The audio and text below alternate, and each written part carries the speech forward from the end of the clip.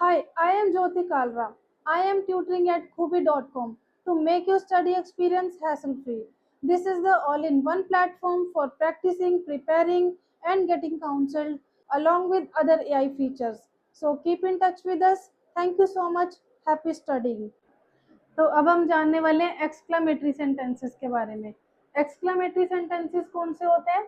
Exclamation मतलब आश्चर्यजनक, कोई भी ऐसी बात जो कोई आश्चर्य से की गई है या फिर जिसको बोलते हुए या किसी की बात को सुनते हुए शौक लगता है।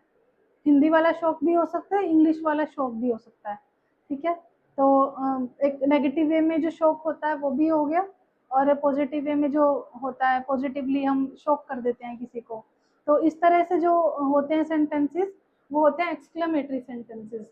अगर हम इनको कुछ वर्ड्स हैं जैसे कि ओ नो, हुर्रे, ओ, अलेस, वाओ, इनके बारे में बाद में बात करेंगे। ये कुछ कंफ्यूजन क्रिएट करते हैं, आपकी कंफ्यूजन को भी क्लियर करेंगे।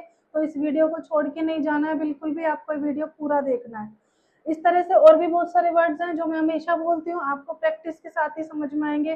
प्रैक्टिस करिए, बहुत सारे वर्ड्स आपको पता लगेंगे कि एक्सक्लेमेटरी में कौन कौन से यूज होते हैं। अगर हम मान लो ये वाला वर्ड है, इसको हमने इग्नोर किया, अगर ये समझो ये वर्ड नहीं है, I forgot my homework, simple है, सिंपल इमोशन है, सिंपल फीलिंग है, कुछ खास ऐसा नहीं है इसमें। We won the match, how happy I feel today, the soldier died for his country. ठीक है, दैट्स एन अमेजिंग पेंटिंग। जैसे जिस फॉर्म में मैं बोल रही हूँ, जिस फीलिंग के साथ बोल रही हूँ, वो बहुत ही न्यूट्रल सी है, वो एक न्यूट्रल सेंटेंसेस लगते हैं सुनने में। ठीक है, अगर मैंने इनके आगे ये वाले वर्ड्स ऐड किए, oh no, I forgot my homework, पूरा का पूरा मीनिंग चेंज हो गया। आपको कोई भी है सामने वाला, अगर ये बात तो किसी को बोली जाए तो oh no I forgot my homework, तो बंदे का एक रिएक्शन आएगा सामने वाले का कि अच्छा, कैसे आपने, आप भूल कैसे गए होमवर्क। एक सिंपल सिंपल सेंटेंस बन के नहीं रह जाता। Hurray, we won the match, जैसे बोलते हैं ना, hurray we won the match, कितनी खुशी है इसको बोलने में। ठीक है ना। Oh, how happy I feel today, जैसे ओ, मैं आज कितना खुश हूँ, मुझे आज कितनी खुशी है, जो कि रोज नहीं होती, पता नहीं कल थी, कल होगी या नहीं होगी, कल तो नहीं थी पर आज है, इस चीज की खुशी है। ओ लगाया है आगे। Alas, the soldier died for his country, इसको बोलते हैं हाय, ये हमारा एक सोल्जर है वो अपने देश के लिए शहीद हो गया, दुख की बात है, दुख व्यक्त किया है। ठीक है, ये वर्ड लगाने से ही इस लाइन का इमोशन समझ में आता है। Wow, that's an amazing painting, wow कितनी सुंदर पेंटिंग है। तो इस वर्ड लगाने से ही पूरा मीनिंग चेंज हो जाता है, पूरी फीलिंग और इमोशंस चेंज हो जाते हैं बात करने के। ठीक है, अभी हम 5 तक ही समझेंगे, 6 और 7 को बाद में। ठीक है, तो एक्सक्लेमेटरी सेंटेंसेस में आपको इस तरह से कुछ वर्ड्स होंगे, ये एक्स्ट्रा वर्ड्स होंगे सिंपल एक सेंटेंस के साथ में, जो आपको बताएंगे कि यहाँ पर कुछ अलग ही इमोशन के साथ बात की जा रही है। तो ये हो गया exclamatory sentence.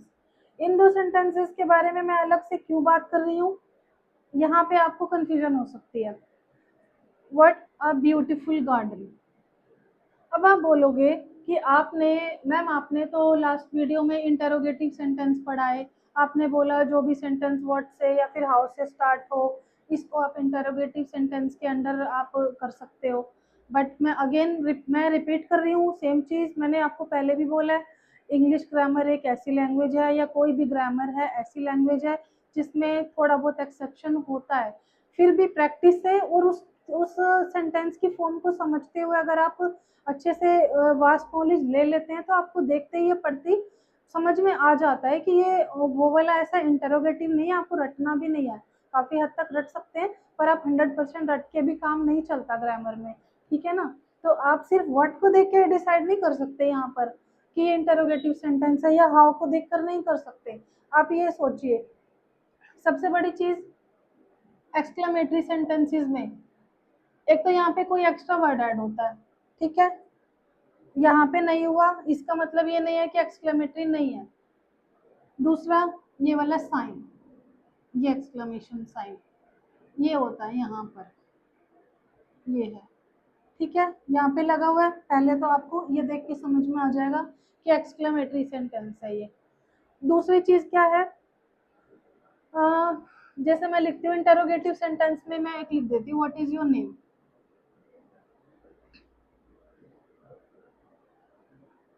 What is your name.